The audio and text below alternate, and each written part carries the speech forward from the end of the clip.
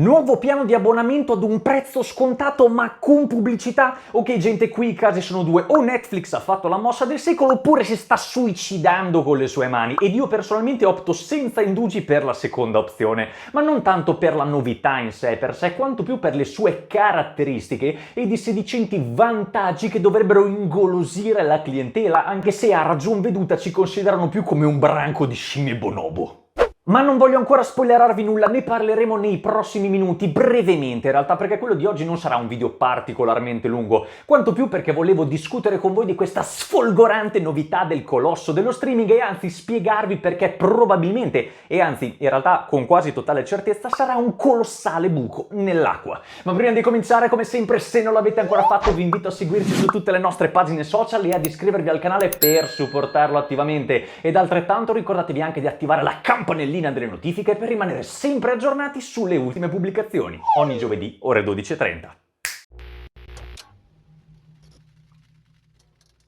A partire da novembre Netflix introdurrà un nuovo quarto piano di abbonamento con pubblicità. Questo è l'argomento di oggi, che di fatto è tutto fuorché un fulmine a ciel sereno. Lo stesso CEO di Netflix, Ted Sarandos, aveva già paventato un'opzione di questo tipo già diversi mesi addietro, e la progressiva e costante perdita di abbonati che la piattaforma sta registrando nel corso dell'anno non poteva che culminare in una situazione di questo tipo. Ma andiamo per gradi.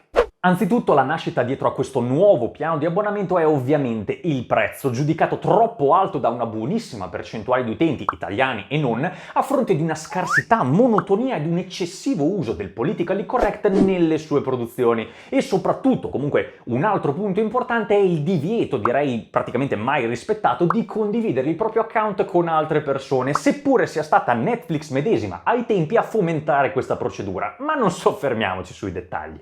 L'attuale ventaglio di proposte del colosso dello streaming prevede 3 abbonamenti distinti: il piano base dal prezzo di €7,99 al mese con contenuti in versione HD fruibili attraverso un solo dispositivo per volta e la possibilità però di download per la visione offline; il piano standard, oggi al prezzo di €12,99 al mese, che consente la visione e lo scaricamento offline dei contenuti in risoluzione Full HD fino a 2 dispositivi in contemporanea; ed infine il piano premium, che al costo di €17,99 al mese prevede il download e la visione su 4 dispositivi dei contenuti qui in versione Ultra HD. Personalmente parlando, per gusti e preferenze personali, io sono attualmente abbonato a quest'ultimo, al piano premium, il quale considero senza dubbi il migliore, ma non certo nel prezzo, il quale arriva a toccare le vette di ben €215 annui, una cifra assolutamente non indifferente, e non sono tra l'altro nemmeno l'unico a pensarla così, perché come abbiamo fatto presente nell'ultimo video dedicato al colosso dalla N rossa, che se vi siete persi vi lascio linkato sia qui sotto in descrizione che on screen, durante il primo trimestre di quest'anno, quindi nel Q3 del 2022, Netflix ha perso ben 200.000 abbonati e le cose non sono affatto migliorate in seguito, pertanto in un modo o nell'altro serviva a correre ai ripari.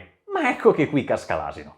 Il nuovissimo piano di abbonamento prevede infatti, come dicevamo, un prezzo leggermente scontato a fronte dell'inserimento di contenuti pubblicitari. Là qualcosa di per sé non sarebbe affatto un problema, non fosse che, come esattamente riportato sul loro sito ufficiale, si tratta null'altro che di una scopiazzatura pari pari del piano base, leggermente decurtato nel prezzo, con aggiunta di contenuti pubblicitari e giusto qualche piccolo compromesso. E piccolo si fa per dire.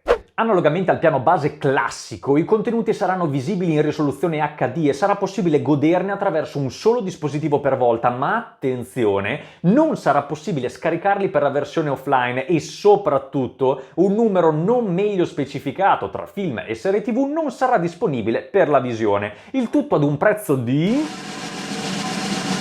€5,49 al mese. Cioè, ricapitolando, €2,50 in meno rispetto al costo del piano base?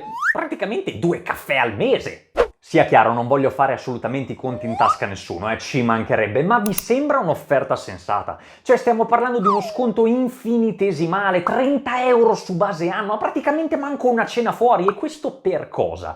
Per vedersi anzitutto decurtata una percentuale non meglio definita del catalogo multimediale, gravissimo a mio parere, dal momento che se sottoscrivo un abbonamento ad un sito di streaming voglio vedere il suo catalogo e non sapere quanti, quali, come, dove potrò usufruirne Mi sembra davvero assurdo, unitamente all'impossibilità di scaricare contenuti offline, funzione che personalmente non utilizzo, ma della quale riconosco indubbiamente i vantaggi, ed infine alla reintroduzione di quella maledetta, noiosa, inutile, invasiva pubblicità della quale ci eravamo liberati anni addietro con l'Eifu TV d'antenna.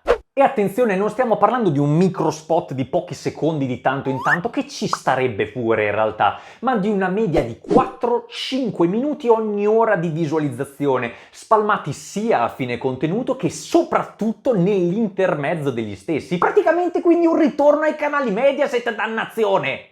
E qui non so voi, ma io personalmente ho abbracciato il mondo dello streaming proprio per fuggire da questa pubblicità martellante e potermi godere quell'X film o X serie TV in santa pace, senza che a metà dell'ultimo episodio di Peaky Blinders, quando nel momento di massima tensione che sei seduto in punta al divano in attesa di vedere la fine di quel maledetto ciangretta, sbuchi un tizio a parlarti dell'ultima innovativa crema antimorroidi che può essere usata anche come stucco per gli interni. Invero, gente, non vi nascondo, ma in realtà probabilmente l'avrete già capito da soli, che per me questo nuovo piano di abbonamento è una cagata pazzesca! Ma più che altro per il fatto che con meno di 5 euro a testa si può comodamente affittare l'utente di un piano premium per goderne di tutti quanti i vantaggi. E con ciò ovviamente mi sto riferendo a quella pratica di cui parlavamo prima, condannata ma diffusissima e fondamentalmente per nulla monitorata, di condivisione degli account. Se io sottoscrivo un piano di abbonamento premium al costo di 17,99, 18 euro al mese, arrotondiamo, e chiedo alla mia ragazza, chiedo ai miei amici, ai miei colleghi, ai miei parenti, vuoi ma che non trovo altre 4 persone con le quali condividere l'account? Ma certo che sì, che le trovo, ovviamente, e pertanto facendo una rapida botta di conti significa che verrebbe a costare a cranio al mese 3,60 euro, ovvero quindi 2 euro, quasi 2 euro in meno del nuovo abbonamento con pubblicità ma coi vantaggi del premium. Questo però fin tanto che Netflix continuerà a fare la voce grossa senza poi concludere nulla nel pratico, perché perché ci sarà una data sicuramente, deciderà di porre fine alla pratica di cui sopra e inizierà a chiudere, a bloccare gli account di coloro che lo condividono, ecco che allora forse potrebbe, e sottolineo forse, e potrebbe anche questo piano riscuotere qualche attenzione, ma fino ad allora non c'è trippa per gatti. Ancor più che, perdonatemi la digressione, ma non capisco francamente questa loro chiusura mentale, cioè da che mondo è mondo la condivisione, intesa proprio come concetto astratto, è un qualcosa che ha sempre fatto parte della nostra società. In amicizia, in amore, in famiglia, tra colleghi, ovunque ci siano affetti c'è condivisione, pertanto perché non cavalcare l'onda e sfruttare la cosa a proprio vantaggio, esattamente come ha fatto Spotify con l'abbonamento Family, piuttosto che Microsoft con l'Xbox Game Pass Family and Friends, o ancora Amazon con l'Amazon Music Unlimited Family e tanti altri ancora? Così facendo si stanno, come si suol dire, tirando la zappa sui piedi da soli, perché noi esseri umani siamo poi abbastanza particolari da quel lato. Non appena ci viene impedito di fare qualcosa, noi la vogliamo fare a tutti i costi, ed anzi, troveremo sicuramente il modo per farla il più delle volte in maniera illegale o controversa, come in questo caso. Pertanto perché non tagliare la testa al toro in partenza e introdurre un abbonamento, ad esempio Family Pack, al costo di, che so, 30 ma anche 50 euro al mese, 10 euro per singolo utente, una spesa un ciccinino più alta ma senza noie e problemi vari, insomma una specie di abbonamento Hakuna Matata. Cosa? Hakuna Matata?